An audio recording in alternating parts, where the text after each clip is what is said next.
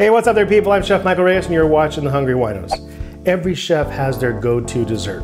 Mine is the chocolate molten lava cake. There's a few reasons why I like it. One, I can make it ahead of time. If I make it, put the ingredients together, I can put it in the tins, refrigerator, use it that night.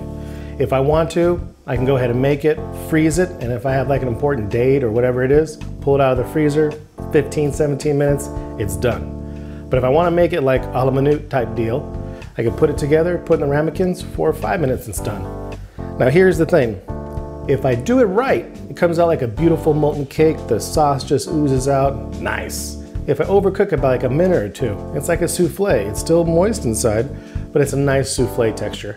And if I gag it, I wasn't paying attention, drinking too much, and overcook it, it comes out like a flourless chocolate cake. So that's totally nice. Little whipped cream, ice cream, boom. It was meant to be that way. So that's why it's foolproof. However way it comes out, that's how you intended it. So there's 5 easy ingredients.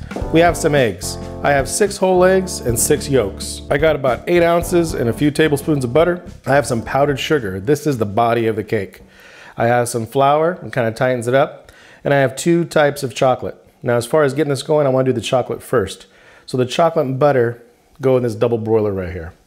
So I'm gonna put these in. This right here, as you can see, this chunky stuff, this is like 60, this is Valrhona chocolate, 60% chocolate. The higher percentage you go up, the more not sweet it is, the more bitter it is. This is Valrhona, 70%. Darker, real dark actually, kind of bitter. And all this butter, it's needed, so don't freak out. So as it stays in here, you don't want the water to touch, but at the same time, you don't want it too boiling. This is like on minimum. And this melts really nice, really even. If I spin it right here, you can go ahead and see how it's starting to melt already. I can just let it sit here. I don't have to play with it, just let it go. Once I see more liquid, I'll just toss it around. So it'll get fully incorporated. So this could just sit. So I'll let this go for right now. Over here with the eggs. I want to go ahead and whisk these together. All right, eggs are cool. Now I'm going to add the powdered sugar, and this is the body. I'm going to mix all these together. Now here's the thing. You can't do this too far ahead of time. Meaning once I mix this, my chocolate should be good to go. Now when I add the chocolate, I got to temper it in. That's a big fancy word for saying, dude, I don't want to make scrambled eggs. So this chocolate's going to be like really hot. So I'm going to take it off, wipe off the bottom so no water gets into my mixture, and I'm going to slowly add it while I'm whisking so I don't get scrambled eggs. It's that simple. That's called tempering. So let's check on the chocolate. So we see the butter starting to melt. So I'm just going to give it a little whirl. And once this is all incorporated and I'll melt it down, I'll be able to temper it into my egg mixture. So as you can see, the butter and the chocolate's totally melted. Now I'm going to go ahead and temper this in. So let me pull it out. Make sure I wipe the bottom. Turn off my heat. Wipe the bottom. You don't want any water inside of your little batter here.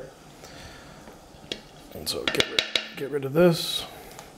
Now as far as tempering goes, I'm going to start the whisking process and slowly add this. Because again, I don't want scrambled eggs.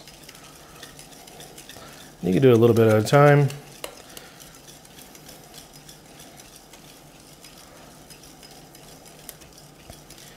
Here we go. Another reason why I like this deal is I don't have to go ahead and make like egg whites and get them all stiff peak and mix it. It's a totally easy mixing method. I don't have to use a lot of bowls. It's really simple. It's like you could do this while you're on the date. You go to the kitchen. How long has this taken me so far? A couple minutes. It's not that bad at all. And of course I'm making enough for like 87 people here. So if I reduce this recipe, I can make like 6 of them or 8 of them. I'm making enough for like every neighbor on the block. And I think we're almost good to go. Let me get the rest of this. And that's it. That's our batter. Now I want to show you where the flour comes in. We have a little bit of a wire deal here. And what I want to do is get a little body because this cake is kind of delicate. You want it to open up and ooze out. So I want to make sure it's sifted and there's no clumps. Incorporate it in. Get rid of the flour. before I add the next batch of it. We'll add some more. Mix it in. Smells really good. That warm chocolate, that sugar.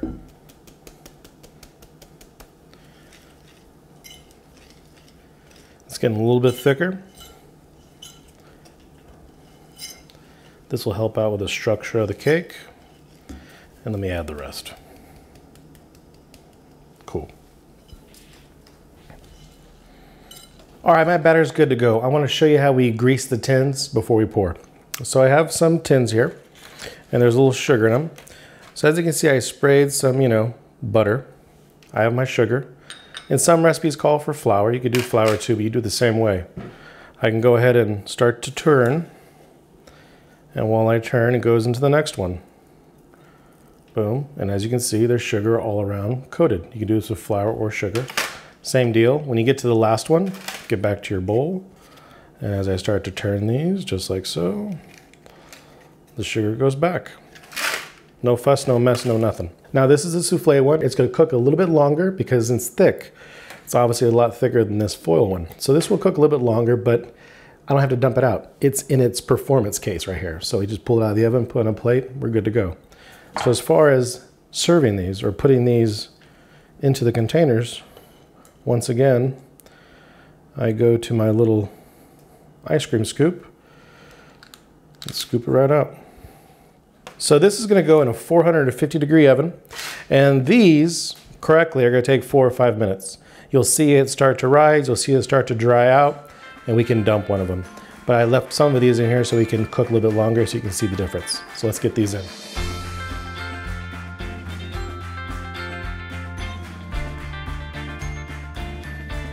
Let me go ahead and take this out. That's what I like about these foil thins. Let me put on this one. What I like about these foil thins is they spread apart. I could help it along by doing this. So I'm just going to flip this over, just like so, and let gravity help me. And there you go. So I'm going to finish these off by plating. I have a little bit of powdered sugar. Just want to dust it. Simple dust. I have some fresh vanilla bean whipped cream, which I'm going to add right there. Goes really nice. Have a nice little bit of mint, just like so. And what I want to do next is just cut it open for you. And we're looking for